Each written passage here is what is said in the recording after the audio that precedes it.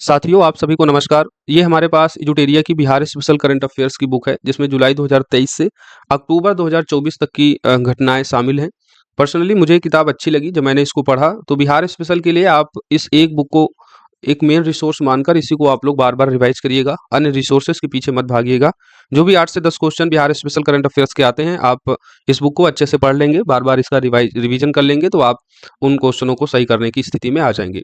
बाकी Bihar special budget और economic survey जातिगत जनगणना को हमने स्वयं कराया है बहुत ही होलिस्टिक वे में, तो आप लोग बजट, इकोनॉमिक सर्वे और जातिगत जनगणना को वहाँ से कर लीजिएगा। बाकी जो अन्य घटनाएँ हैं, वो आप इस एजुटेरिया की बुक से कर लेंगे। इसका मैं पीडीएफ अपने टेलीग्राम चैनल पर सेंड कर दूंगा, तो वहाँ से आप इसका पीडीएफ डाउनलोड कर लेंगे ताकि आपको रिवीजन करने में आसानी होगी। नहीं तो अगर आपको अपने नज़दीकी बुक स्टॉल से ये किताब मिल जाए तो उसकी आप हार्ड कॉपी भी ले सकते हैं। नोट्स बनाने की ज़रूरत नहीं है, इसी में से आपको हाईलाइट करके पढ़ना है। नोट्स बनाने में जो है समय वेस्ट नहीं करना है। चलिए देखते हैं। सबसे पहले हम लोग राष्ट्रीय स्तर पर बिहार के संबंध में देख लेते हैं। इसमें भारत का सबसे ऊंचा महात्मा गांधी पर समर्पित बापू टावर का लोकार्पण किया गया है 2 अक्टूबर 2 जिस दिन गांधी जयंती होती है। अच्छा, ये बापू टावर कहाँ पर बनाया गया है? तो पटना में। ये चीज याद रखिएगा, राइट। भारत का सबसे ऊंचा महात्मा गांधी पर समर्पित टावर है बापू टावर, जिसका लोकार्पण किया गया है 2 अक्टूबर 2024 को, और ये पटना में बन रहा है। सभी ग्राम पंचायत भवन में बैंक या डाकघर पर शाखा खोलने की घोषणा की है बिहार सरकार ने। भारतीय न्याय संहिता के तहत सजा दिलाने में देश का पहला जिला बन गया है बिहार का सारण डिस्ट्रिक्ट। ये इंपॉर्टेंट है आपके लिए। भारतीय न्याय संहिता के तहत सजा दिलाने में देश का पहला जिला कौन सा बन गया है? बिहार का सारण। एशिया का सबसे बड़ा एथेनॉल फैक्ट्री भारत के जमुई जिले में बनाया जा रहा है, बिहार स्टेट के। तो ये भी इंपॉर्टेंट है। एशिया का सबसे बड़ा एथेनॉल फैक्ट्री भारत के किस जिले में बनाया जा रहा है? तो जमुई डिस्ट्रिक्ट में, राइट। भारत में पहली बार किसी राज्य ने क्लाइमेट रेजिलियंट और लो कार्बन डेवलपमेंट पाथवे विकसित किया है, तो वो बिहार है, राइट। बिहार भारत का ऐसा पहला राज्य बन गया जिसने क्लाइमेट रेजिलियंट और लो कार्बन डेवलपमेंट पाथवे विकसित किया है। हेल्थ केयर ड्रोन का सफलतापूर्वक परीक्षण करने वाला भारत का पहला संस्थान बना है एम्स पटना। 64 घंटे में एवरेस्ट बेस कैंप फतह करने वाली दुनिया की पहली महिला बन गई हैं सविता महतो, और ये छपरा डिस्ट्रिक्ट से बिलोंग करती है। It's very important. 64 घंटे में एवरेस्ट बेस कैंप फतह करने वाली ये दुनिया की पहली महिला बन गई है सविता महतो, जो छपरा डिस्ट्रिक्ट से बिलोंग करती हैं। नीति आयोग के द्वारा जुलाई 2023 को राष्ट्रीय बहुआयामी गरीबी सूचकांक जारी किया गया था, और जिसमें से सबसे गरीब राज्य बिहार राज्य है, जिसकी 33.76 आबादी जो है ये बहुआयामी गरीबी आबादी के अंतर्गत आती है। तो वैसे आप जानते हैं कि ये बहुआयामी गरीबी सूचकांक हमेशा ही इम्पोर्टेंट होता है, तो इसके कुछ डाटा हैं, याद रखिएगा। नीति आयोग के द्वारा जारी एक चर्चा पत्र के अनुसार पिछले 9 वर्षों में बिहार के कितने लोग बहुआयामी गरीबी से बाहर आए? तो 3.77 करोड़। तो ये भी डाटा आपको याद रखना है। और कितने बहुआयामी गरीबी आबादी है बिहार में? तो 33.76% आबादी बहुआयामी गरीबी में है, और ये भारत में सर्वाधिक है। बिहार राज्य सरकार ने अपने राज्य के सभी दुधारू पशुओं को बीमा करने का निर्णय लिया है। पटना नगर निगम, ये इंपॉर्टेंट है, पटना नगर निगम में भारत में पहली डिजिटल करेंसी जारी की गई है। तो पटना नगर निगम भारत का पहला नगर निगम है जिसने पहली जो है अपनी डिजिटल करेंसी जारी की।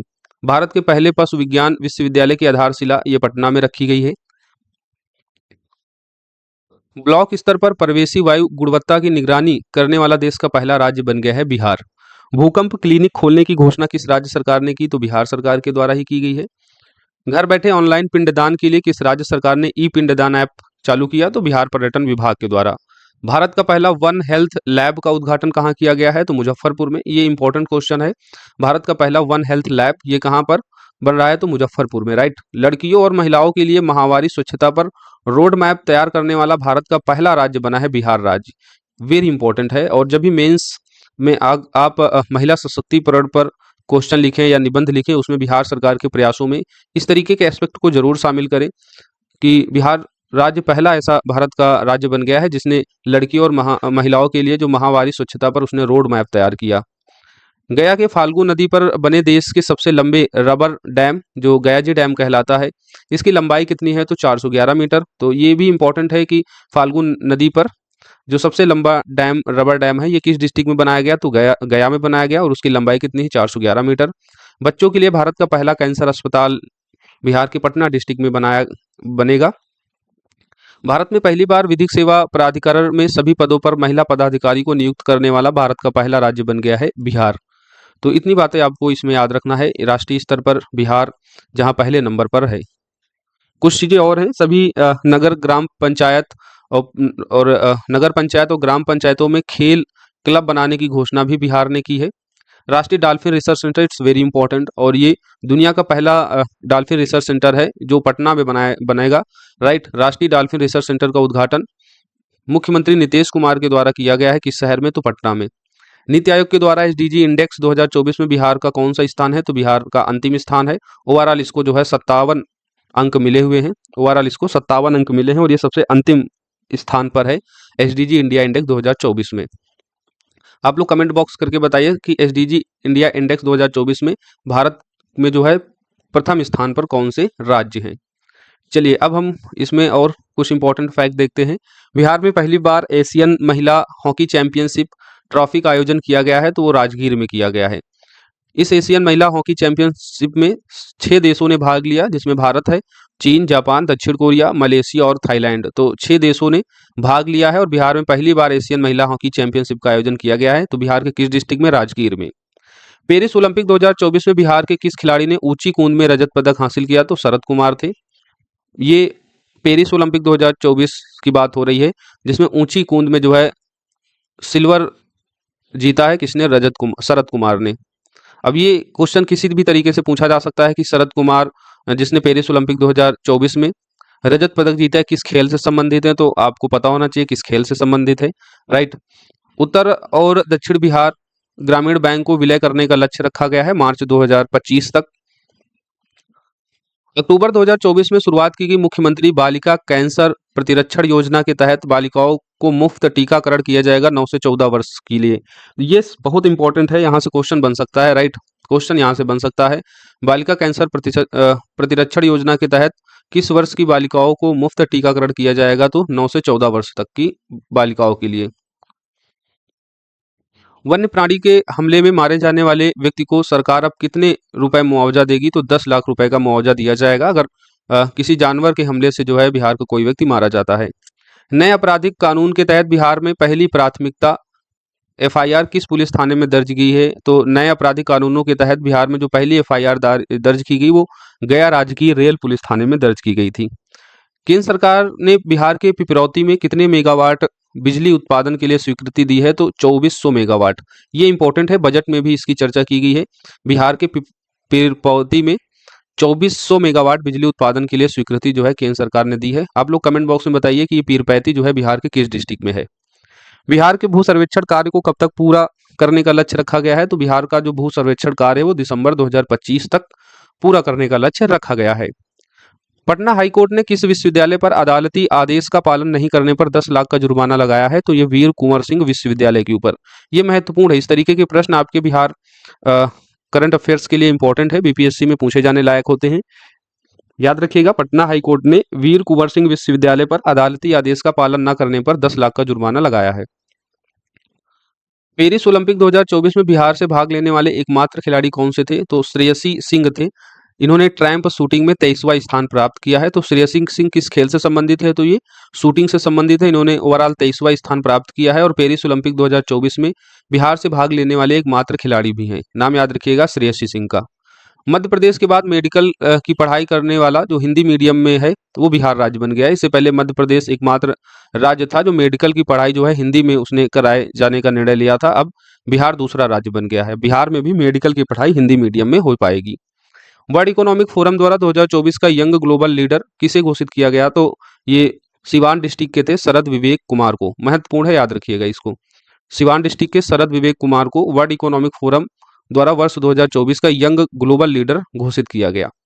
बिहार का पहला पुरावैसी संरक्षण प्रयोगशाला कहाँ बनाया जा रहा है, तो पटना म्यूजियम में। बिहार के नए मुख्य सचिव कौन होंगे, तो परमार रवि मानुभाई होंगे।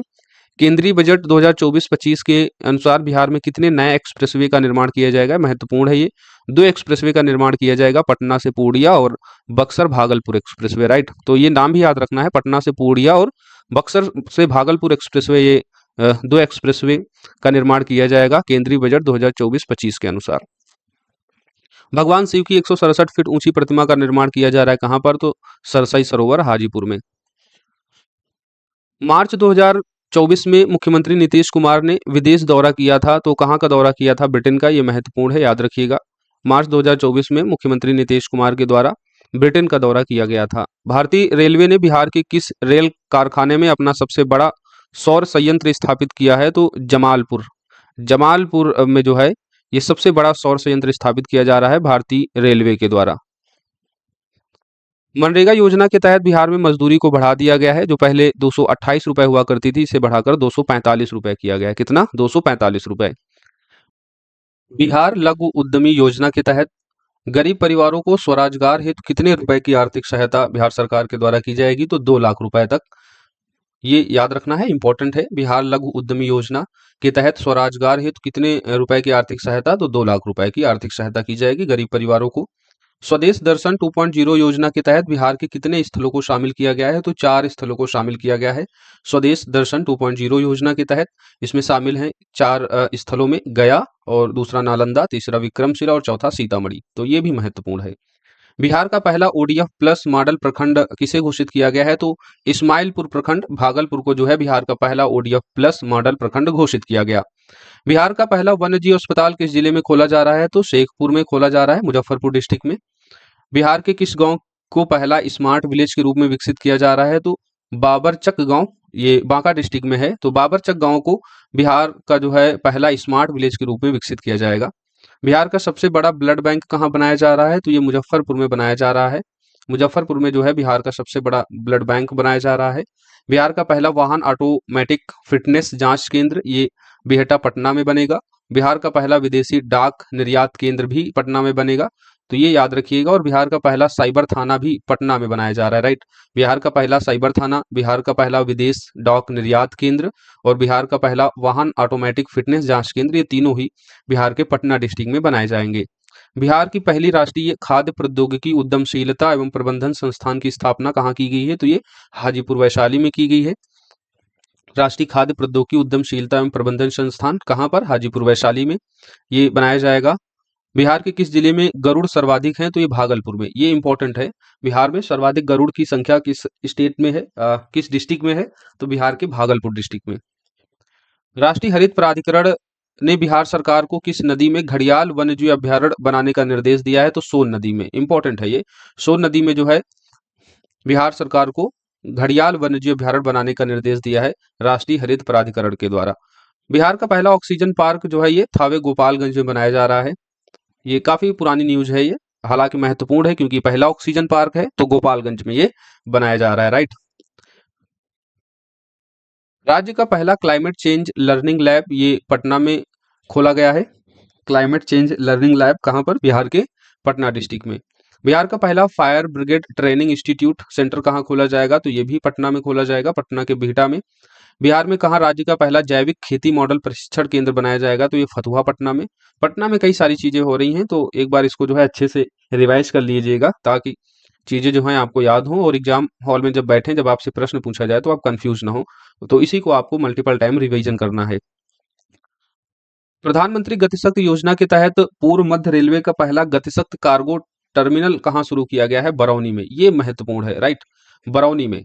बरौनी में प्रधानमंत्री गतिशक्ति योजना के तहत पूर्व मध्य रेलवे का पहला गतिशक्ति कार्गो टर्मिनल जो है शुरू किया गया है। महत्वपूर्ण है, याद रखिएगा।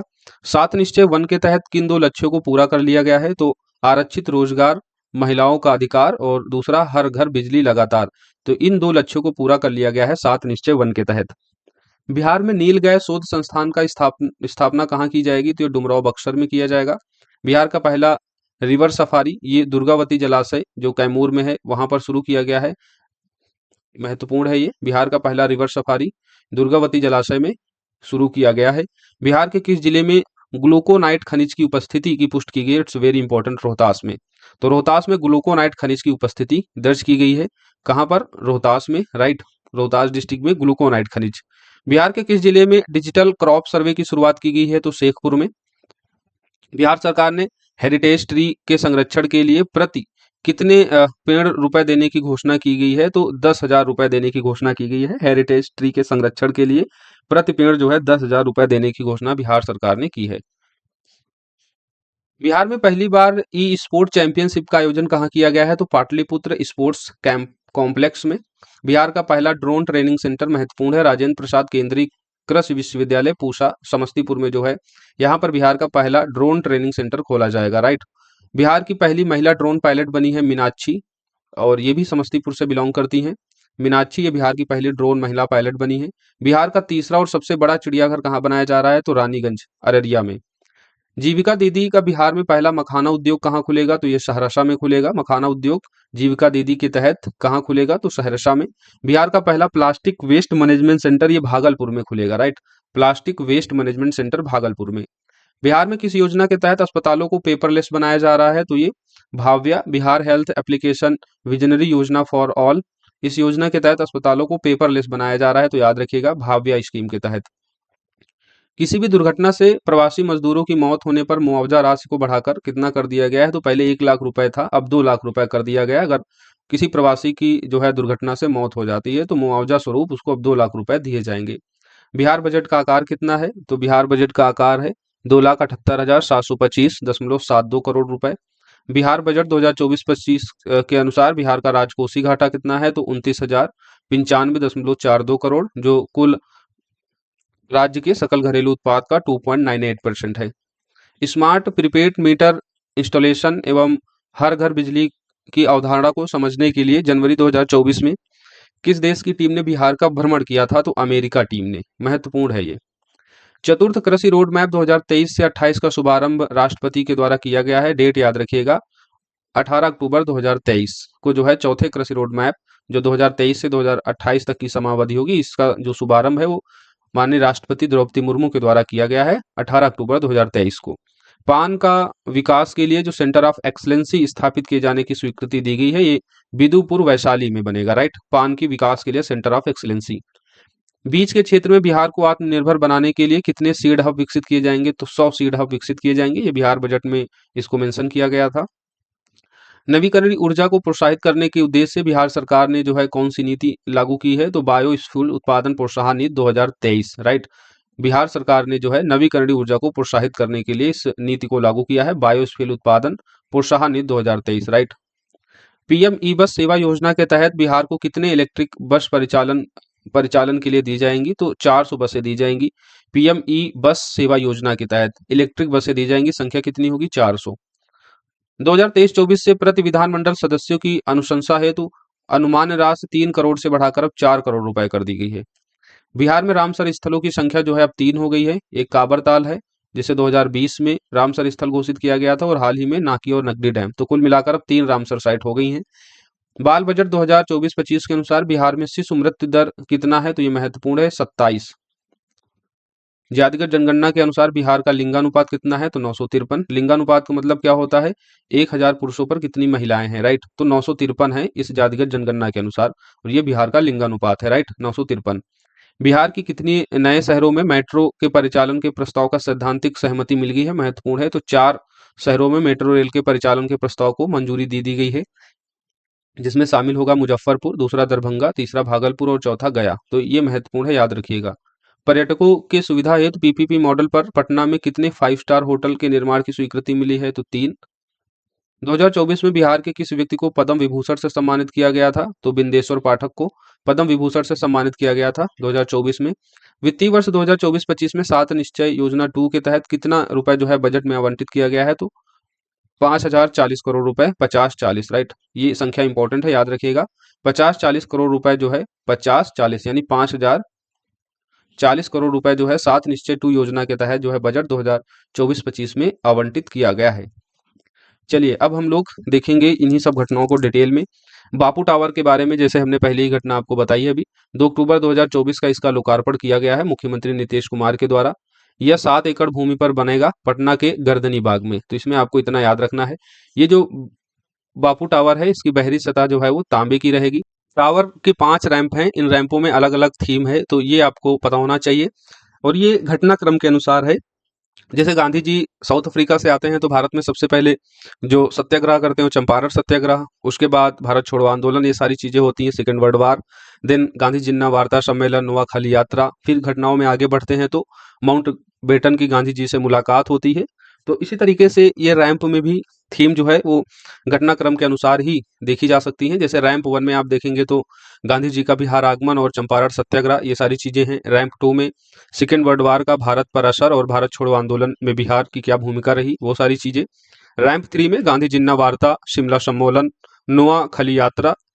और देन रैंप 4 में बिहार में गांधी प्रार्थना सभा में गांधी जी और माउंटेन गांधी की जो मुलाकात होती है वो है। रैंप 4 में गांधी जी की एक प्रेरक स्रोत, गांधी जी एक आइकन, ये सारी चीजें हैं। तो ये याद रखिएगा, इस टावर में जो है 5 रैंप हैं। अगली न्यूज देखते हैं इसमें। तीसरी एशियाई जल पक्षी जनगणना हुई है। पर्यावरण, वन एवं जलवायु परिवर्तन मंत्री ने तीसरी एशियाई जल पक्षी गणना 2024 रिपोर्ट जारी की है। यह 28 जिलों के 84 आर्द्र भूमियों में सर्वे के आधार पर रिपोर्ट बनाएगी। इसमें बिहार के पॉइंट ऑफ से याद रखिएगा कि बिहार में जो जल पक्षियों की प्रजातियां मिली है 237 है, नंबर याद रखिएगा। और इनमें से 19 प्रजातियां कैसी हैं, संकटग्रस्त हैं, राइट। 19 प्रजातियां संकटग्रस्त हैं। बिहार में जल पक्षियों की कितनी प्रजातियां मिली हैं, तो 237 प्रजातियां मिली है। ओवरऑल अगर आप पक्षियों की संख्या देखेंगे तो कुल 80,246 80,246 पक्षियों की संख्या पाई गई है। लेकिन ये संख्या आपके लिए ज्यादा इंपॉर्टेंट है, जल पक्षियों की संख्या 237, जिनमें से 19 प्रजातियां संकटग्रस्त हैं। कुछ संकटग्रस्त प्रजातियों के यहाँ पर एग्जाम्पल दिए गए हैं, जैसे ग्रेटर एडजुंटेड, कॉमन पोचार्ड, सारस क्रेन, काली टोपी वाला किंगफिशर। ये सभी जो प्रजातियां हैं वो बिहार की संकटग्रस्त प्रजातियों में शामिल हैं। बिहार में रामसर स्थलों के बारे में देख लेते हैं। टोटल अब 3 रामसर स्थल हो गए हैं बिहार में, और 2 अभी शामिल किए गए हैं, नगड़ी डैम, बाकी काबर ताल जो बेगूसराय की है, इसे 2020 में शामिल किया गया था। अब इन्हीं के बारे में हम लोग देख लेते हैं। नागी वेटलैंड जो है ये जमुई जिले में है, और ये एक मानव निर्मित पक्षी अभ्यारण्य है। ये आपके लिए इंपॉर्टेंट स्टेटमेंट है, मानव निर्मित ये पक्षी अभ्यारण्य है जमुई डिस्ट्रिक्ट में। नागी वेटलैंड, नागी नदी पर बांध बनाकर नागी वेटलैंड्स का निर्माण किया गया था। टोटल 791 हेक्टेयर में फैला हुआ है, 791 हेक्टेयर में। 1984 में वेटलैंड को पक्षी अभ्यारण्य के रूप में नामित किया गया था। तो नागी वेटलैंड के संबंध में ये आपको स्टेटमेंट सभी पता होने चाहिए। और जो नकदी वेटलैंड है ये भी जमुई डिस्ट्रिक्ट में है, मानव निर्मित पक्षी अभ्यारण्य ये भी है। 333 हेक्टेयर पर यह फैला हुआ है। 1984 में नकदी वेटलैंड को भी पक्षी अभ्यारण्य के रूप में नामित किया गया था। बेगूसराय में स्थित कांवर झील आप जानते ही हैं, 2020 में ये बिहार की पहली रामसर साइट बनी थी। कांवर झील के बारे में एक तथ्य यहाँ याद रखिएगा कि ये बूढ़ी गंडक नदी से बनी एशिया की सबसे बड़ी गोखुर झील यानी ऑक्सबो लेक है, राइट। बूढ़ी गंडक नदी पर बनी एशिया की सबसे बड़ी गोखुर झील है, कौन सी, कांवर झील। और ये बेगूसराय में स्थित है, बिहार की पहली रामसर साइट बनी थी 2020 में। नेक्स्ट है, श्री सुशील मोदी जी का हाल ही में कैंसर के कारण निधन हो गया है। 13 मई 2024 को इनका निधन हुआ है। ये बिहार के पूर्व मुख्यमंत्री थे।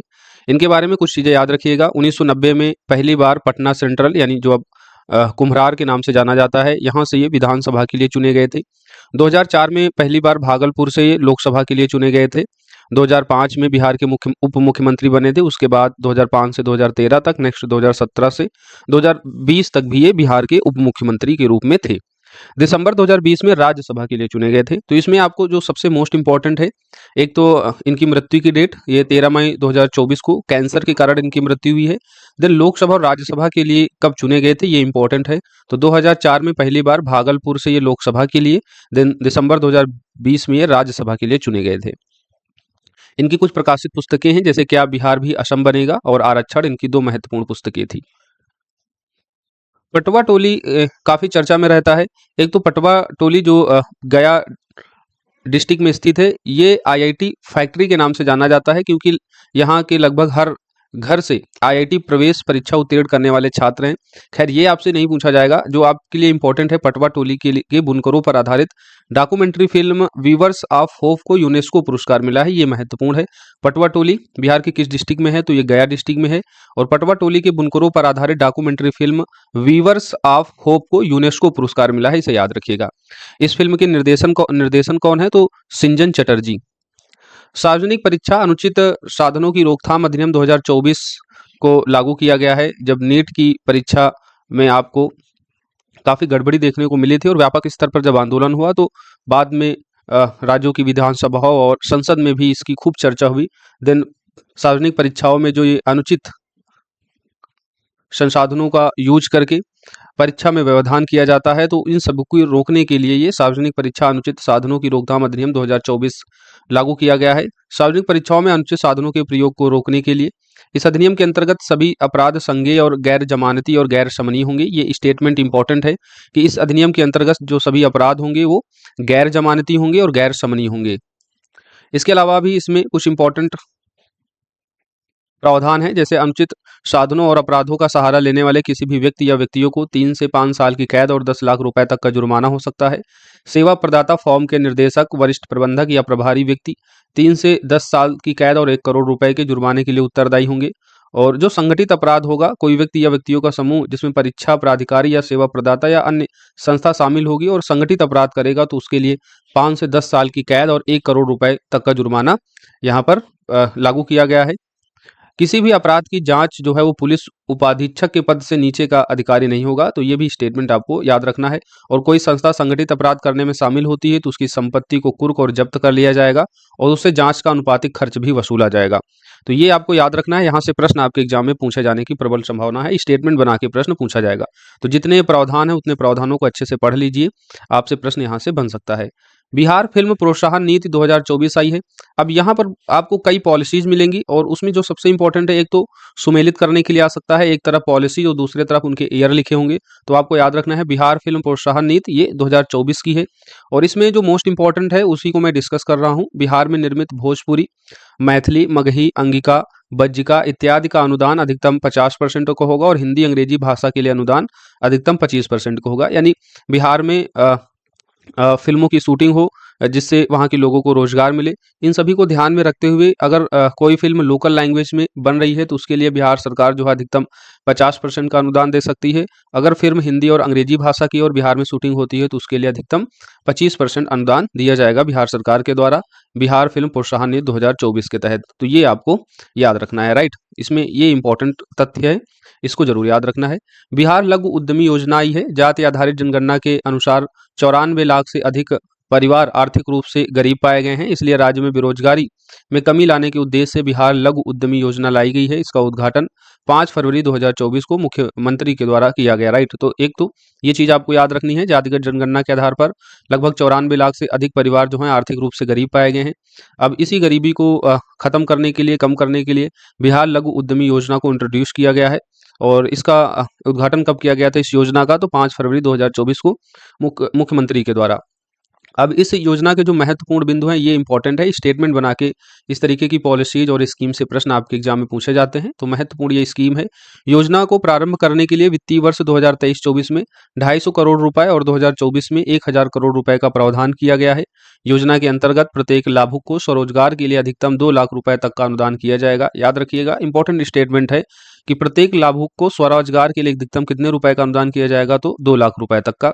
और ये 3 किस्तों में दिया जाएगा। पहली किस्त में परियोजना का 25%, देन द्वितीय किस्त में परियोजना का 50% और तृतीय किस्त में परियोजना का 25% जो है राशि दी जाएगी।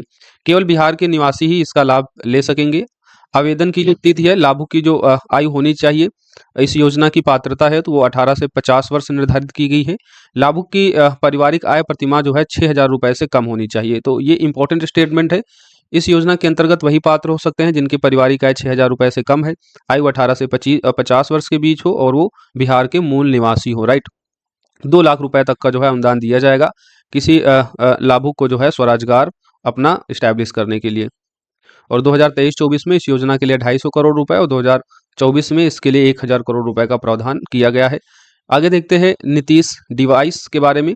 बिहार राज्य आपदा प्रबंधन प्राधिकरण ने आईआईटी पटना के सहयोग से मानव जीवन की सुरक्षा के लिए नोवेल इनिशिएटिव टेक्नोलॉजिकल इंटरवेंशन नामक एक उपकरण पेश किया है, जिसको शॉर्ट फॉर्म में हम नीतीश कहेंगे, राइट।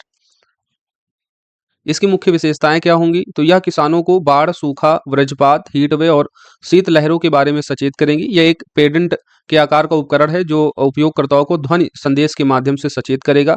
इसमें जो नोट करने लायक बात है, जो याद करने लायक है, कि इसके अंतर्गत जो है भूकंप और सुनामी को जो है शामिल नहीं किया गया है, या भूकंप और सुनामी के लिए नहीं बना है। किसानों को बाढ़, सूखा, वज्रपात, हीट वेव और शीत लहरों के बारे में सचेत करेगा। भूकंप और सुनामी के लिए नहीं है। ये इंपॉर्टेंट स्टेटमेंट है, याद रखिएगा। भूकंप सुनामी के लिए नहीं है।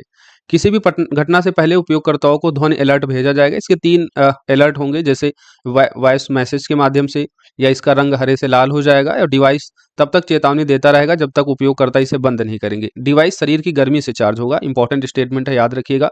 भूकंप और सुनामी के लिए नहीं है, ये स्टेटमेंट इंपॉर्टेंट है। चलिए आगे देखते हैं। बिहार इलेक्ट्रिक वाहन नीति 2023। तो बिहार इलेक्ट्रिक वाहन नीति ईयर याद रखिएगा 2023 का है। इसके उद्देश्य देख लेते हैं।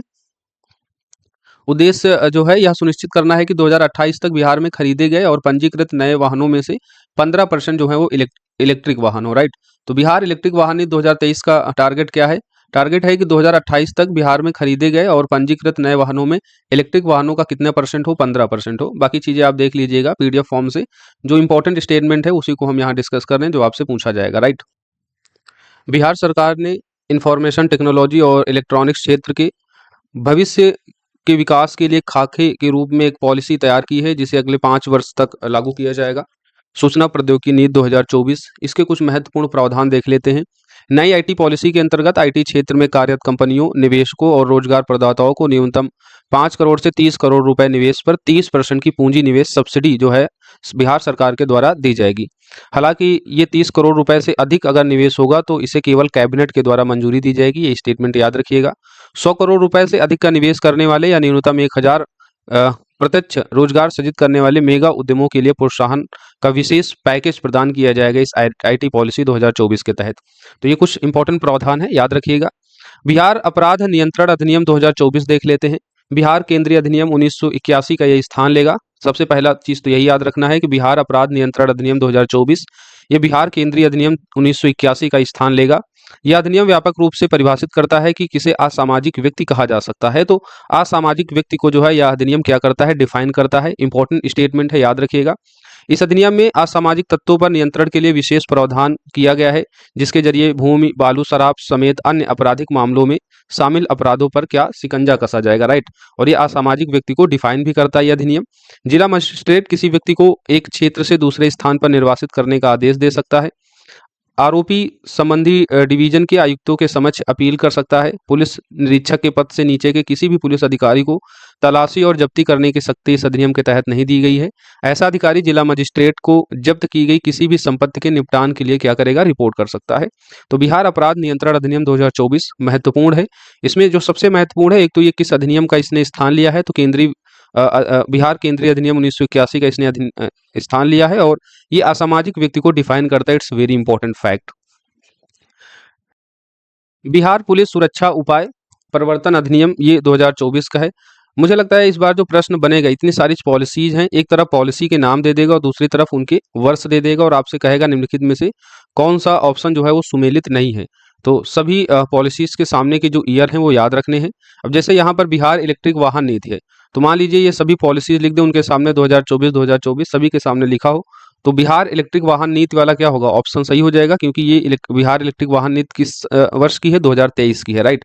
तो ऐसे में आपको सभी के वर्ष याद रखना है। बाकी उससे संबंधित जो इंपॉर्टेंट प्रावधान है वो भी देख लीजिएगा। स्टेटमेंट बना के भी वहां से प्रश्न आ सकता है। नेक्स्ट, बिहार नई पर्यटन नीति ये 2024 की है, ये याद रखिएगा।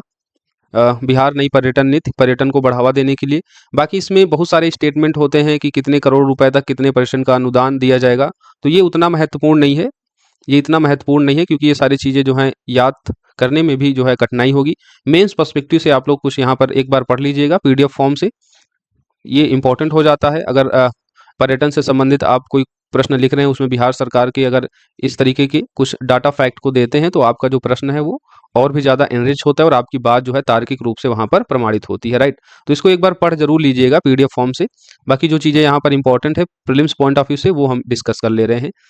मुख्यमंत्री उद्यमी योजना ये महत्वपूर्ण है। बिहार राज्य के बेरोजगार युवा युवतियों को मुख्य धारा में सम्मिलित करने, स्वरोजगार प्रदान करने एवं उनके आर्थिक उत्थान के लिए मुख्यमंत्री उद्यमी योजना की शुरुआत की गई है, जिसके अंतर्गत कई योजनाएं शामिल हैं। अब आपको ये योजनाएं पता होनी चाहिए जो मुख्यमंत्री उद्यमी योजना के अंतर्गत शामिल की गई हैं, जिसमें शामिल है मुख्यमंत्री अनुसूचित जाति जनजाति उद्यमी योजना, मुख्यमंत्री अति पिछड़ा वर्ग उद्यमी योजना, मुख्यमंत्री महिला उद्यमी योजना, मुख्यमंत्री युवा उद्यमी योजना और मुख्यमंत्री अल्पसंख्यक उद्यमी योजना।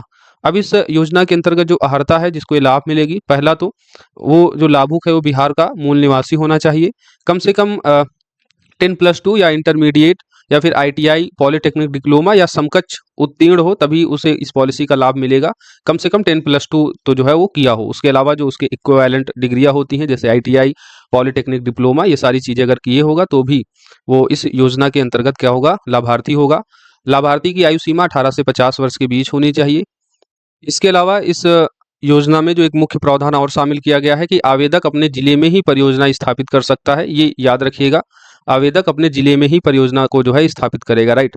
अब वित्तीय सहायता इसमें कितनी दी जाएगी, तो आवेदकों को उनके द्वारा चयन किए गए परियोजना की स्थापना एवं संचालन है तो अधिकतम 10 लाख रुपए तक की वित्तीय सहायता उपलब्ध कराई जाएगी, जिसमें कुल परियोजना का 50% या अधिकतम 5 लाख रुपए तक अनुदान और शेष 50% यानी अधिकतम 5 लाख रुपए तक ब्याज मुक्त ऋण युवा उद्यमी योजना के मामले में 1% का ब्याज के साथ जो है इसे प्रदान किया जाएगा या राशि 3 किस्तों में दी जाएगी, राइट। तो वित्तीय सहायता जो है अधिकतम कितने रुपए तक दी जाएगी, 10 लाख रुपए तक दी जाएगी 3 किस्तों में। इंपॉर्टेंट है, इसके जो प्रावधान है ये आपके एग्जाम पॉइंट ऑफ व्यू से महत्वपूर्ण है। प्रीलिम्स में स्टेटमेंट बना के भी प्रश्न जो है बिहार उद्यमी योजना से बन सकता है। बिहार लॉजिस्टिक नीति ये 2023 की है, वर्ष याद रखिएगा, बिहार लॉजिस्टिक नीति का 2023 का है।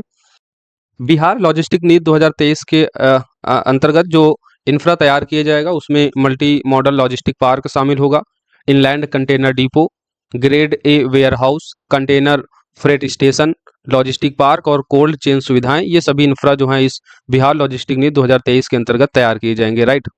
उद्देश्य क्या है इस पॉलिसी का, राज्य लॉजिस्टिक क्षेत्र को संभावित निवेशकों के लिए जो है आकर्षक बनाना और जो लॉजिस्टिक लागत है उसमें कमी करना।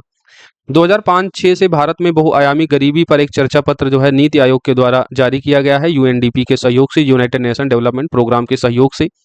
यह चर्चा पत्र राष्ट्रीय परिवार स्वास्थ्य सर्वेक्षण 4 जो 2015-16 में आया था और राष्ट्रीय परिवार स्वास्थ्य सर्वेक्षण जो 5 है जो 2019-21 में आया था, इन दोनों के आंकड़ों का प्रयोग करके बनाया गया है।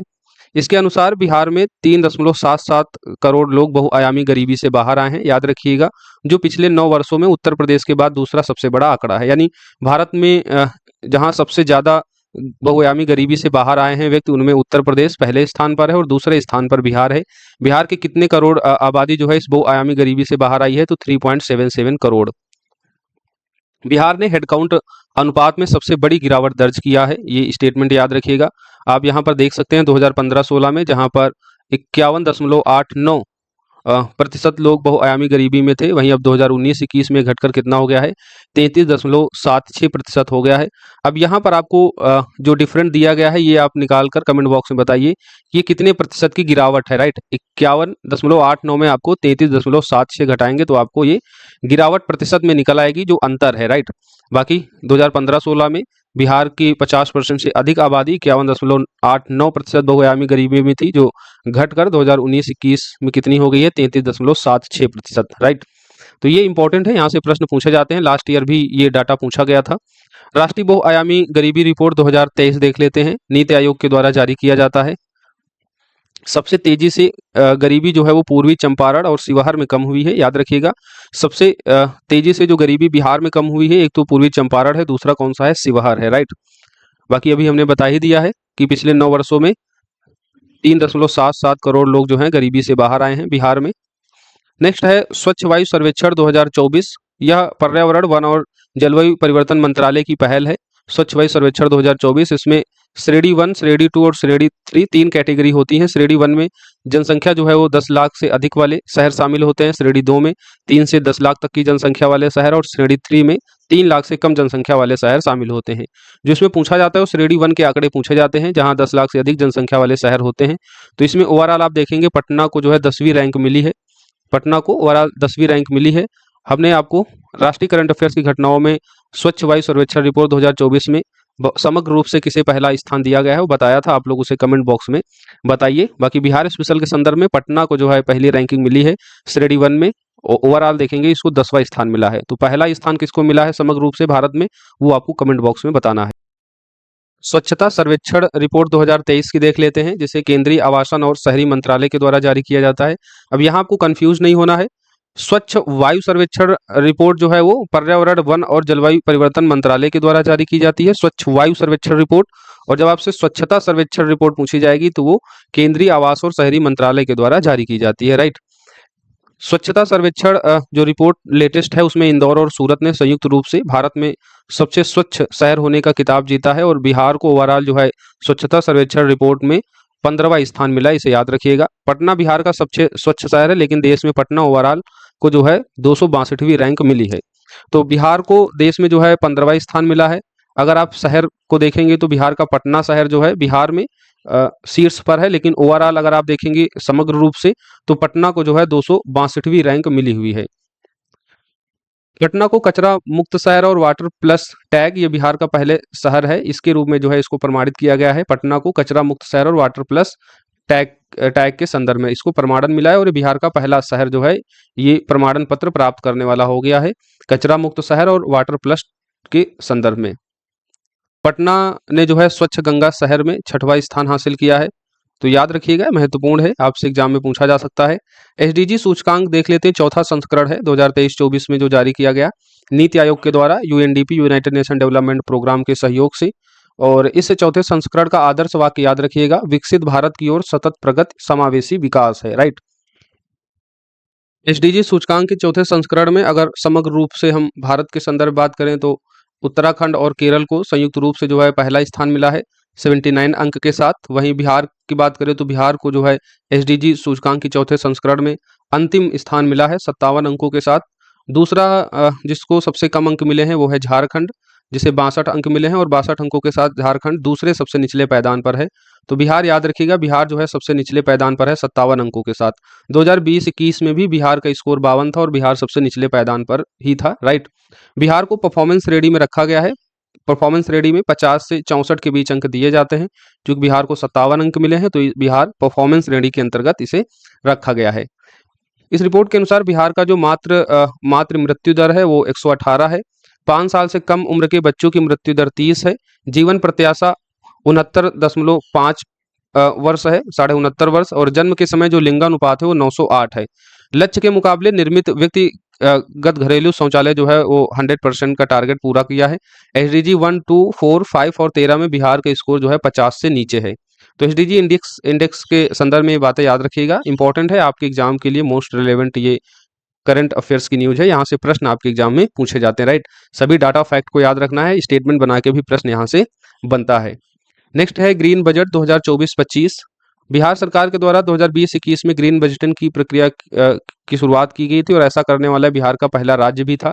बिहार में 2.25 हेक्टेयर या इससे अधिक क्षेत्रफल वाले 4526 के आसपास आर्द्र भूमि है। इस ग्रीन बजट 2024-25 के अनुसार बिहार राज्य प्रदूषण नियंत्रण बोर्ड ने वर्ष 2070 तक राज्य को कार्बन न्यूट्रल बनाने के लिए यूएनईपी के साथ एक समझौता ज्ञापन पर हस्ताक्षर किया है। याद रखिएगा, बिहार राज्य प्रदूषण नियंत्रण बोर्ड के द्वारा 2070 तक बिहार को नेट जीरो बनाने के लिए किसके साथ सहयोग किया है बिहार ने, तो UNEP united nation environmental programme के साथ। राज्य का वार्षिक भूजल पुनर्भरण देखें तो 33.96 बिलियन क्यूबिक मीटर है, जिसमें से 2023 के दौरान जो है 44.76 निष्कर्षण किया गया है। यानी जितना वार्षिक भूजल पुनर्भरण हुआ है उससे अधिक जो है बिहार के द्वारा जल निष्कर्षण किया गया है। इस तरीके का स्टेटमेंट इंपॉर्टेंट है, याद रखिएगा। वाटर क्राइसिस का जब भी आप प्रश्न मेंस एग्जाम में लिखेंगे तो इस तरीके के फैक्ट को आप लिख सकते हैं। बिहार देश का पहला राज्य है जो आईआईटी कानपुर के सहयोग से स्वदेशी तकनीक का उपयोग करके ग्रामीण क्षेत्र में ब्लॉक स्तर पर परिवेशी वायु गुणवत्ता की निगरानी करता है। पश्चिमी चंपारण जिले में हाथी बचाव और पुनर्वास केंद्र की स्थापना की गई है। ग्रीन बजट 2024-25 के कुछ प्रावधान हैं। इस बजट के लिए जो आवंटन किया गया है 2024-25 में आवंटन की राशि है 13,823.39 करोड़ रुपए और यह राज्य के सकल घरेलू उत्पाद का 1.42% है, राइट, 1.42% है। और अगर हम कुल बजट को देखें तो कुल बजट में जो ग्रीन बजट का हिस्सा है वो कितना है 4.96% और कुल सकल घरेलू उत्पाद का कितना है राज्य के, तो 1.42% ये ग्रीन बजट के लिए आवंटन कितना है 13,823.39 करोड़ रुपए। महत्वपूर्ण है, याद रखिएगा। अच्छा, यहाँ पर राज्य हरित बजट 2024-25 को जो बजट आवंटन है उसमें कुछ प्राथमिकताएं हैं। तो प्राथमिकताओं में जो सबसे पहली प्राथमिकता है वो ग्रीन इंफ्रा तैयार करना। उसके बाद प्राकृतिक संसाधन प्रबंधन के लिए बजट आवंटन राशि का प्रतिशत है। तो इस तरीके से याद रखिएगा, इसको एक बार देख लीजिएगा। इसमें जो पहला स्टेटमेंट है वो इंपॉर्टेंट हो जाता है कि ग्रीन बजट में जो सबसे ज़्यादा राशि जो खत्म की जाएगी वो किस में खत्म की जाएगी, तो ग्रीन इंफ्रास्ट्रक्चर बनाने में, यानी हरित अवसंरचना के निर्माण में 24.65% जो है कुल ग्रीन बजट का इसमें खत्म किया जाएगा। दूसरे नंबर पर प्राकृतिक संसाधन प्रबंधन में 19.24% खत्म किया जाएगा कुल ग्रीन बजट का।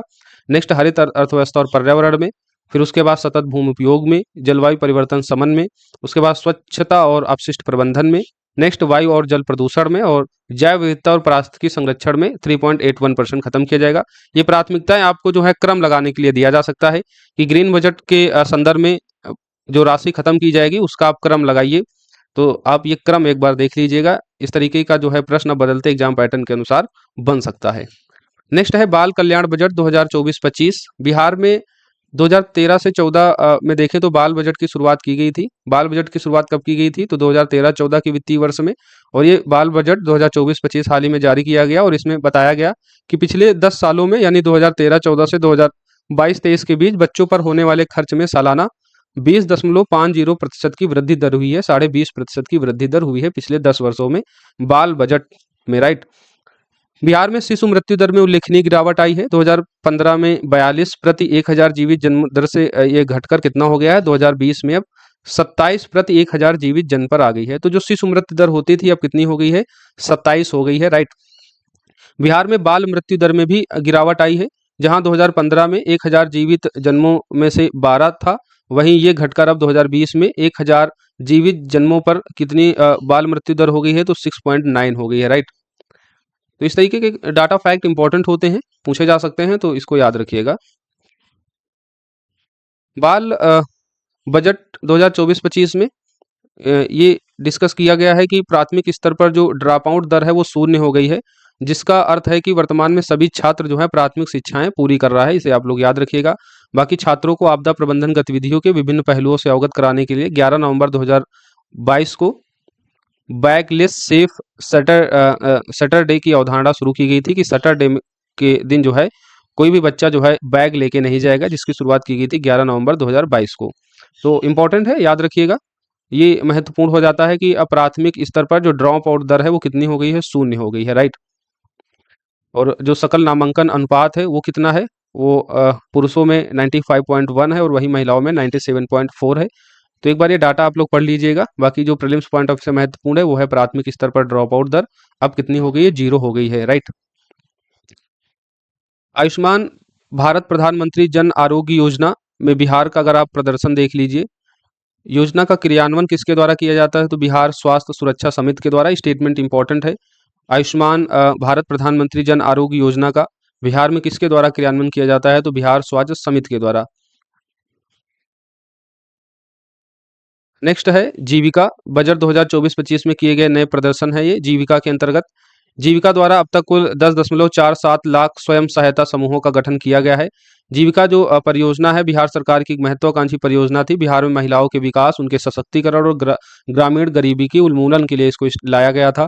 और बजट 2024-25 में इसके कुछ नए प्रावधानों को डिस्कस किया गया है, जिसमें पहला है कि जीविका के द्वारा अब तक कुल 10.47 लाख स्वयं सहायता समूहों का गठन किया गया। वित्तीय वर्ष 2024-25 में 1.03 लाख नए समूहों का गठन किया जाएगा। तो जीविका के द्वारा अब तक 10.47 लाख स्वयं सहायता समूहों का गठन किया जा चुका है और वित्तीय वर्ष 2024-25 में 1.03 लाख नए स्वयं सहायता समूहों का गठन किया जाएगा। ये टारगेट किया गया है। 2024-25 में जीविका को 150 करोड़ रुपए की आर्थिक सहायता प्रदान की जाएगी। तो बजट 2024-25 में जीविका परियोजना के लिए 150 करोड़ रुपए का जो है आवंटन किया गया है, याद रखिएगा। अब तक कुल 194 जीविका दीदी की रसोइयों का संचालन किया जा रहा है और बजट 2024-25 में 50 नए जीविका दीदी की रसोइया खोलने का भी लक्ष्य रखा गया है। जीविका द्वारा राज्य से बाहर 2 केंद्र बिहार प्रवासी संसाधन केंद्र जो दिल्ली में और बेंगलोर में स्थापित किया जाएगा, ये भी याद रखिएगा। और साथ ही इस परियोजना के तहत जीविका दीदियाँ अब तक जो है 3.39 करोड़ पौधारोपण भी किए हैं। तो ये कुल मिला के एक बड़ी ही इंपॉर्टेंट स्कीम है और मेंस एग्जाम में भी इसके बारे में एक बार प्रश्न पूछा जा चुका है, I think 67th BPSC mains में। तो याद रखिएगा, जीविका से जो है आपकी प्रीलिम्स एग्जाम में भी स्टेटमेंट बना के प्रश्न पूछे जा सकते हैं। टीबी मुक्त पंचायत का शुभारंभ 12 मई 2023 को टीबी मुक्त पंचायत का शुभारंभ किया गया था, जिसके तहत प्रत्येक 2-2 पंचायतों को जो है टीबी मुक्त करने का लक्ष्य रखा गया है।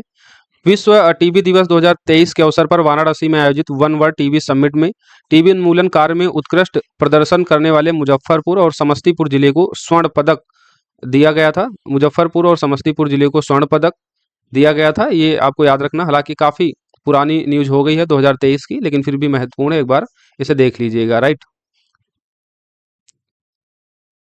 बिहार राज्य पुल निर्माण निगम के अंतर्गत चल रही प्रमुख मेगा परियोजना है, जिसमें छपरा शहर में गांधी चौक से नगरपालिका चौक तक डबल डेकल फ्लाईओवर का निर्माण किया जाएगा। और उसके अलावा भागलपुर जिला के अंतर्गत अगवानी घाट सुल्तानगंज गंगा सेतु परियोजना के लिए 4 लेन पहुंच पथ का जो है विस्तारित निर्माण कार्य किया जाएगा। तो ये एक बार देख लीजिएगा, बहुत महत्वपूर्ण नहीं है।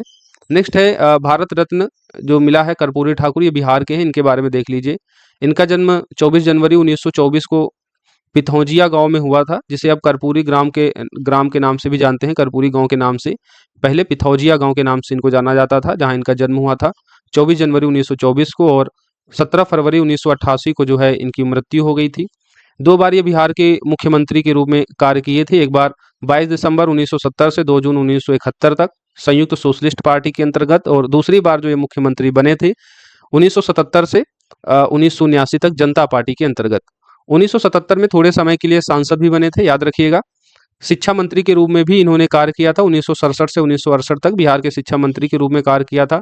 मैट्रिक परीक्षा में अंग्रेजी को अनिवार्य विषय के रूप में हटाया गया था, इनके द्वारा महत्वपूर्ण कार्य था। पहले मैट्रिक परीक्षा में अंग्रेजी अनिवार्य विषय था, लेकिन उन्होंने अंग्रेजी को जो है अनिवार्य विषय के रूप में हटा दिया था। 1970 में बिहार में पूर्ण शराबबंदी इन्होंने लागू की थी। कर्पूरी ठाकुर फार्मूला ने 1978 में 26% आरक्षण को प्रदान किया था, और आरक्षण को लागू करने के लिए पिछड़े वर्गों में आरक्षण को देने के लिए जो है कर्पूरी ठाकुर का नाम जो है अग्रणी रूप से बिहार में लिया जाता है। तो याद रखिएगा, 1978 में 26% आरक्षण प्रदान किया था, कर्पूरी ठाकुर फार्मूले के नाम से जाना जाता है, जिसमें ओबीसी को 12% हिस्सा मिला था। ओबीसी के बीच जो आर्थिक रूप से पिछड़े वर्ग होते हैं उनके लिए 8%, महिलाओं के लिए 3% और उच्च जाति के गरीबों को 3% हिस्सा मिला था। बाकी हमने भारत रत्न के संदर्भ में डिटेल में डिस्कस किया था, और वहाँ भी कर्पूरी ठाकुर के बारे में डिटेल में डिस्कस किया था। आई होप आप उस चीज़ को याद कर पा रहे होंगे और इस करंट अफेयर्स की न्यूज़ को जो है रिलेट कर पा रहे होंगे। भारत का सर्वोच्च नागरिक सम्मान है भारत रत्न, जिसकी स्थापना 2 जनवरी 1954 को हुई थी। किसी विशेष वर्ष में वार्षिक पुरस्कारों की संख्या अधिकतम 3 तक सीमित होती है, लेकिन इस वर्ष 5 व्यक्तियों को जो है भारत रत्न दिया गया है। इनमें शामिल व्यक्ति थे कर्पूरी ठाकुर, लाल कृष्ण अनवानी, चौधरी चरण सिंह, पीवी नरसिम्हन राव और एमएस स्वामीनाथन। पुरस्कारों में कोई आर्थिक अनुदान इसमें नहीं दिया जाता है। कर्पूरी ठाकुर भारत रत्न पाने वाले ये 54वें व्यक्ति हैं, ये याद रखिएगा, 54वें व्यक्ति हैं कर्पूरी ठाकुर भारत रत्न पाने वाले। विशेष राज्य श्रेणी का दर्जा अभी काफी चर्चा में था। बिहार के झंझारपुर से सांसद रामप्रीत मंडल संसद में बिहार के लिए विशेष राज्य का दर्जे की मांग जो है इन्होंने उठाया था। हालांकि इसे केंद्र सरकार ने जो है मना कर दिया है। विशेष राज्य श्रेणी को 1969 में 5वें वित्त आयोग की सिफारिश पर पेश किया गया था। यह राज्यों के विकास में सहायता के लिए केंद्र सरकार द्वारा किया गया एक वर्गीकरण है, केंद्र सरकार के द्वारा किया गया वर्गीकरण है। अब विशेष राज्य के लिए अगर जो मानदंड होते हैं वो मानदंड गाडगिल फार्मूले पर आधारित हैं। अगर किसी राज्य को विशेष श्रेणी का दर्जा दिया जाता है तो उसमें शामिल मानदंड होते हैं कि वो राज्य पहाड़ी और कठिन इलाका हो, कम जनसंख्या घनत्व हो, जनजातीय आबादी वहाँ पर एक बड़ा हिस्सा हो, अंतर्राष्ट्रीय सीमाओं के समीप रणनीतिक स्थान हो, आर्थिक एवं ढांचागत पिछड़ापन हो और राज्य के वित्त की गैर व्यवहार प्रकृति हो। राइट। विशेष राज्य के लाभ क्या होते हैं? अच्छा, ये सभी मानदंड गाडगिल फार्मूले पर आधारित हैं, ये बात याद रखिएगा। लाभ क्या होते हैं? केंद्र प्रायोजित योजनाओं में आवश्यक धनराशि का 90% केंद्र के द्वारा वहन किया जाता है। सामान्यतः जो केंद्र प्रायोजित योजनाएं होती हैं वो 60-40 के रेशियो में होती हैं, जिसमें 60% जो है केंद्र सरकार के द्वारा वित्तीय सहायता की जाती है, बाकी 40% की राशि जो है राज्य सरकार के द्वारा। लेकिन जब किसी राज्य को विशेष राज्य का दर्जा दे दिया जाता है तो केंद्र प्रायोजित योजनाओं में जो आवश्यक धनराशि का आवंटन होता है वो 90% केंद्र के द्वारा होता है उस योजना के लिए। खर्च न किए गए पैसा जो है वो लैप्स नहीं होता है, यानी अगले वित्तीय वर्ष में वो चला जाता है। राज्यों को अन्य महत्वपूर्ण रियायतें भी मिलती हैं, जैसे कारपोरेट टैक्स, कस्टम ड्यूटी आदि में रियायत। केंद्र के सकल बजट का लगभग 30% भी उनके पास जाता है। वर्तमान में देखें तो जो विशेष श्रेणी का दर्जा प्राप्त करने वाले राज्य हैं उसमें अरुणाचल प्रदेश, नागालैंड, मणिपुर, मिजोरम, त्रिपुरा, मेघालय, असम, सिक्किम, उत्तराखंड, हिमाचल प्रदेश और सबसे अंत में तेलंगाना राज्य को शामिल किया गया था। उसके बाद किसी भी राज्य को विशेष श्रेणी राज्य के रूप में शामिल नहीं किया गया है। 14वें वित्त आयोग की सिफारिश के बाद विशेष श्रेणी राज्य का दर्जा दिया जाने का अस्तित्व समाप्त हो गया। 14वें वित्त आयोग ने कर हस्तांतरण के माध्यम से ऐसे राज्यों के संसाधन अंतर को 30% से बढ़ाकर 42% करने का सुझाव दिया था और ये कहा था कि उनको विशेष आर्थिक सहायता दी जा सकती है, लेकिन उनको विशेष श्रेणी राज्य के रूप में अब शामिल नहीं किया जाना चाहिए। और 14वें वित्त आयोग की सिफारिशों को मानकर ही केंद्र सरकार जो है तेलंगाना के बाद जो है किसी भी राज्य को विशेष श्रेणी राज्य का दर्जा नहीं दिया है। और हाल ही में जब बिहार और आंध्र प्रदेश के द्वारा विशेष श्रेणी राज्य का दर्जा मांगा गया तो केंद्र सरकार के द्वारा जो है उसको मना कर दिया गया और बजट में बिहार और आंध्र प्रदेश के लिए विशेष आर्थिक सहायता का प्रावधान हमने देखा था, राइट। कृषि रोड मैप 4 के बारे में देख लेते हैं। 1 अप्रैल 2023 को चौथा कृषि रोड मैप लागू किया गया है, जिसकी अवधि 31 मार्च 2028 तक होगी। इस अवधि में राज्य सरकार कृषि से जुड़े विकास कार्यों पर लगभग 1.62 लाख करोड़ रुपए खत्म करेगी। बिहार के लिए चौथा कृषि रोड मैप 2023 से 28 का शुभारंभ माननीय राष्ट्रपति द्रौपदी मुर्मू के द्वारा 18 अक्टूबर 2023 को किया गया था। चौथे कृषि रोड मैप में 12 विभाग सम्मिलित हैं। चौथे कृषि रोड मैप के तहत कृषि के आधुनिकीकरण पर बल दिया गया है। राज्य में बेहतर गुणवत्ता वाले बीजों का विकास किया जाएगा। फसल अवशेष प्रबंधन वाले क्षेत्रों का निर्माण किया जाएगा। मोटे अनाज की खेती को बढ़ावा दिया जाएगा। चौथे कृषि रोड मैप में दलहन, तिलहन, पोषक अनाजों के विकास पर विशेष बल दिया जाएगा। इसके लिए राज्य में दलहन एवं तिलहन विकास मिशन और आधुनिक कृषि यंत्रों को बढ़ावा देने के लिए विशेष कस्टम हायरिंग सेंटर की स्थापना की जाएगी। कृषि के सर्वांगीण विकास के साथ किसानों की आमदनी बढ़ाने पर भी विशेष ध्यान दिया जाएगा चौथे कृषि रोड मैप 4 के अंतर्गत, राइट। कृषि रोड मैप में निर्धारित कार्यक्रमों के प्रभावी कार्यान्वयन के फलस्वरूप ही 2011-12 में चावल को, 2012-13 में गेहूं को, 2015-16 में मक्का को और 2016-17 में फिर से मक्का को और वर्ष 2017-18 में गेहूं के उत्पादन एवं उत्पादकता में उल्लेखनीय उपलब्धि के लिए भारत सरकार के द्वारा कुल ये 5 कृषि कर्मण पुरस्कार दिए गए हैं। याद रखिएगा कि इस वर्ष किस फसल को जो है कृषि कर्मण पुरस्कार दिया गया है, यहाँ से प्रश्न बन सकता है। बाकी इसके पीछे के 3 कृषि रोड मैप हैं, जिसमें पहला कृषि रोड मैप 2008 से 2012 तक, फिर दूसरा कृषि रोड मैप 2012 से 2017 तक था और दो कृषि रोड मैप 3 था 2017 से 2023 तक था। हमने अपनी मेंस एग्जाम के रिलेटेड जो आपको क्लासेस दी गई थी बिहार में कृषि व्यवस्था का जो टॉपिक पढ़ाया था उसमें हमने इस कृषि रोड मैप को डिस्कस किया था। उसमें पहले, दूसरे, तीसरे कृषि रोड मैप का क्या टारगेट है, किसमें क्या बात कहेगी, उसको डिटेल में बताया था। तो जिन बच्चों ने देखा होगा वो सारी चीज़ें उनको पता होंगी। बाकी आपसे चौथा कृषि रोड मैप जो है प्रीलिम्स एग्जाम के लिए महत्वपूर्ण हो जाता है। एक बार सभी कृषि रोड मैप में, जैसे पहला कृषि रोड मैप 2028 8 से 12 तक है, तो पहले कृषि रोड मैप का क्या उद्देश्य था, उसी तरीके से दूसरे, तीसरे के जो टारगेटेबल थे वो देख लीजिएगा, उद्देश्य क्या था उनका। जैसे इस चौथे कृषि रोड मैप में क्या है, कृषि का सर्वांगीण विकास करने के साथ साथ में किसानों की आमदनी को बढ़ाना है, किसान जो कृषि व्यवस्था है उसका आधुनिकीकरण करना है। ये सारी चीजें जो हैं चौथे कृषि रोड मैप के अंतर्गत शामिल हैं। वैसे ही कृषि रोड मैप 1, 2, 3 में क्या बातें शामिल थी, एक बार उनको जरूर पढ़िएगा। जन सुराज अभियान 2 अक्टूबर 2022 को महात्मा गांधी के 153वें जयंती पर पश्चिमी चंपारण के भितिहरवा आश्रम से प्रशांत किशोर ने हजारों लोगों के साथ पदयात्रा की शुरुआत कर जन सुराज अभियान को आगाज किया था। तो याद रखिएगा जन सुराज को जो है कहाँ से शुरू किया गया है, तो एक तो डेट 2 अक्टूबर 2022 को याद रखना है। ये चंपारण के भितहरवा आश्रम से इन्होंने जो है जन सुराज की यात्रा शुरू की थी। किसके द्वारा, तो याद रखिएगा प्रशांत किशोर के द्वारा, राइट। हाल ही में इसके प्रथम अध्यक्ष के रूप में दलित समाज से आने वाले भारत के पूर्व राजनयिक मनोज भारती जो मधुबनी से बिलोंग करते हैं इनका चयन किया गया। ये इंपॉर्टेंट है। जन सुराज पार्टी के पहले अध्यक्ष कौन बने हैं, तो ये मनोज भारती बने हैं। किस डिस्ट्रिक्ट से बिलोंग करते हैं, तो मधुबनी से, राइट। जन सुराज दल के रूप में देश की ऐसी पहली पार्टी है जिसने अपने संविधान में राइट टू रिकॉल रखता है, राइट, जिसके तहत अगर चुनाव जीतने के बाद सदस्य भ्रष्टाचार करेगा तो उसे वापस बुलाया जा सकता है। दल के उम्मीदवार का चयन अमेरिकन सिस्टम के तहत जनता द्वारा सीधे किया जाएगा। बिहार पर्यावरण, वन एवं जलवायु विभाग द्वारा हाल ही में किए गए कुछ निर्णय हैं। जैसे वन्य प्राणी के हमले में मारे जाने पर 10 लाख रुपए तक मुआवजा दिया जाएगा। पशु द्वारा फसल क्षति पर 50,000 रुपए प्रति हेक्टेयर मुआवजा मिलेगा। अब घोड़ा परास द्वारा फसल क्षति पर भी मुआवजा दिया जाएगा। घोड़ा परास यानी जो जंगली सुअर होते हैं को मारने की समय सीमा में 5 साल की वृद्धि की गई है और जो ग्राम सभा का जो मुखिया होगा वो 50 घोड़ा परास तक मारने का फैसला ले सकता है। तो ये कुछ महत्वपूर्ण निर्णय हैं बिहार पर्यावरण, वन एवं जलवायु विभाग के, तो ये आपको देख लेना है, यहाँ से भी प्रश्न बन सकता है। गुड़ प्रोत्साहन नीति इसे 1 अक्टूबर 2024 में लागू किया गया था। इंपॉर्टेंट है, गुड़ प्रोत्साहन नीति 1 अक्टूबर 2024 में इसे लागू किया गया। राज्य के सभी 38 जिलों में गन्ने की खेती को बढ़ावा देने के लिए इसको लाया गया है। चीनी मिलों के हितों को ध्यान में रखते हुए 15 किलोमीटर की दूरी पर ही गुड़ उद्योग लगाने की अनुमति दी जाएगी। इसमें 50% तक का अनुदान का प्रावधान किया गया है। 5 करोड़ से अधिक निवेश करने वाले उद्यमियों को बैंक ब्याज दर पर 10% का अनुदान भी दिया जाएगा।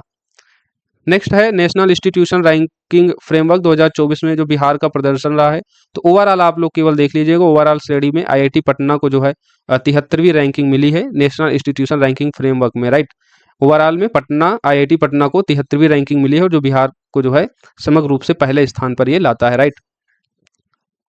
एग्रीकल्चर में doctor Rajendra Prasad central agriculture university जो समस्तीपुर में है उसको मिला है। ओवरऑल देखें तो 36वां स्थान मिला है। तो एक बार देख लीजिएगा इस पूरे रैंकिंग श्रेणी को, इसमें एग्रीकल्चर वाला इंपॉर्टेंट है, इसको देख लीजिएगा। बाकी ओवरऑल परफॉर्मेंस में आईआईटी पटना को जो है पहली रैंकिंग मिली है, समग्र रूप से 73वें स्थान पर ये है। नालंदा विश्वविद्यालय का नया परिसर जो है इसका उद्घाटन किया गया है। हालांकि मार्च 2006 में बिहार राज्य विधानसभा के संयुक्त सत्र को संबोधित करते हुए पूर्व राष्ट्रपति डॉक्टर एपीजे अब्दुल कलाम ने प्राचीन नालंदा विश्वविद्यालय के पुनरुद्धान का प्रस्ताव रखा था। तो ये स्टेटमेंट याद रखना है, डॉक्टर एपीजे अब्दुल कलाम ने प्राचीन नालंदा विश्वविद्यालय के पुनरुद्धान का प्रस्ताव किस वर्ष रखा था? तो मार्च 2006 में। भारत की संसद ने नालंदा विश्वविद्यालय अधिनियम 2010 पारित किया और इसे राष्ट्रीय महत्व के संस्थान का भी दर्जा दिया गया। बाकी अभी हाल ही में नालंदा विश्वविद्यालय के नए परिसर का उद्घाटन किसके द्वारा किया गया? याद रखिएगा, भारत के प्रधानमंत्री के द्वारा इस नए परिसर का उद्घाटन किया गया है और यह एक बड़ा कार्बन फुटप्रिंट मुक्त नेट जीरो कैंपस होगा। पूरा विश्वविद्यालय 455 एकड़ में फैला है। कितने एकड़ में? तो 455 एकड़ में। नालंदा विश्वविद्यालय के नए परिसर का उद्घाटन प्रधानमंत्री नरेंद्र मोदी के द्वारा 19 जून 2024 को राजगीर में किया गया है। याद रखिएगा, इंपॉर्टेंट स्टेटमेंट है ये। 19 जून 2024 को राजगीर में किया गया है भारत के प्रधानमंत्री के द्वारा। इस विद्यालय के विजिटर भारत के राष्ट्रपति होंगे। कुलाधिपति इसके बनाए गए हैं प्रोफेसर अरविंद पनगड़िया और अंतरिम कुलपति प्रोफेसर अभय कुमार सिंह। तो इंपॉर्टेंट स्टेटमेंट है नालंदा विश्वविद्यालय के इस नए परिसर के संबंध में। उद्घाटन इसका किया गया प्रधानमंत्री नरेंद्र मोदी के द्वारा राजगीर में 19 जून 2024 को और यह कार्बन फुटप्रिंट मुक्त नेट जीरो कैंपस होगा। पूरा विश्वविद्यालय 455 एकड़ में फैला है। इस विश्वविद्यालय के विजिटर भारत के राष्ट्रपति हैं, कुलाधिपति प्रोफेसर अरविंद पनगड़िया और अंतरिम कुलपति professor Abhay Kumar Singh. Smart prepaid meter इन दिनों काफी चर्चा में थे। चर्चा में रहा स्मार्ट प्रीपेड मीटर ऊर्जा विभाग बिहार सरकार के द्वारा सभी घरों में अब निःशुल्क लगाया जा रहा है। स्मार्ट प्रीपेड मीटर के कई फायदे हैं, जैसे ऑनलाइन रिचार्ज पर 3% की विशेष छूट दी जाती है इसमें, और यदि उपभोक्ता के खाते में 2000 रुपए से अधिक राशि लगातार रहती है तो उसमें उनको ब्याज भी मिलता है। स्मार्ट प्रीपेड मीटर और सामान्य मीटर की दर जो है एक जैसी है। अनुदान आधारित सूर्य घर बिजली मुफ्त योजना में स्मार्ट मीटर नेट मीटरिंग का जो है वो काम करता है। तो ये कुछ प्रावधान है स्मार्ट प्रीपेड मीटर के संदर्भ में। तो अब हम लोग यही क्लास समाप्त कर रहे हैं। बाकी इस बुक के हम नेक्स्ट पार्ट को अब शामिल करेंगे, जिसमें बिहार के नवीनतम आंकड़ों को देखेंगे आर्थिक सर्वेक्षण 2023-24 के आधार पर, राइट। और बिहार जातिगत जनगणना इसको हमने डिस्कस ही कर लिया है। तो नेक्स्ट क्लास हम लोग पढ़ेंगे, लेकिन इस क्लास को देखने के बाद आप लोग ईवोक आईएएस के द्वारा जो क्लास दी गई थी आपको आर्थिक सर्वेक्षण, बजट और जातिगत जनगणना, तो वो क्लास आप लोग जो है देख कर आइएगा, राइट। मिलेंगे अब हम लोग अगली क्लास में। जब तक आप लोग पढ़ते रहिए, जहाँ है वहाँ सुरक्षित रहिए, अपना ख्याल रखिए। और इसकी मैं पीडीएफ अपने टेलीग्राम चैनल पर भेज दूंगा, लिंक डिस्क्रिप्शन बॉक्स में ऐड रहती है, तो वहाँ से आप जाकर टेलीग्राम चैनल से जुड़ जाइएगा, वहाँ पर आपको इसकी पीडीएफ मिल जाएगी। बाकी जो बच्चे 70 बीपीएससी की प्रिपरेशन कर रहे हैं उनके लिए संकल्प बैच है ईवोक आईएएस के द्वारा, जहाँ पर आपको सभी क्लासेज यूट्यूब पर फ्री ऑफ कॉस्ट अवेलेबल कराई जाती है। उनकी पीडीएफ हम अपने पेड टेलीग्राम ग्रुप पर देते हैं, संकल्प बैच के पेड ग्रुप में केवल 499 में। तो आप वहाँ से पीडीएफ प्राप्त कर सकते हैं संकल्प बैच के पेड ग्रुप में जुड़कर। धन्यवाद।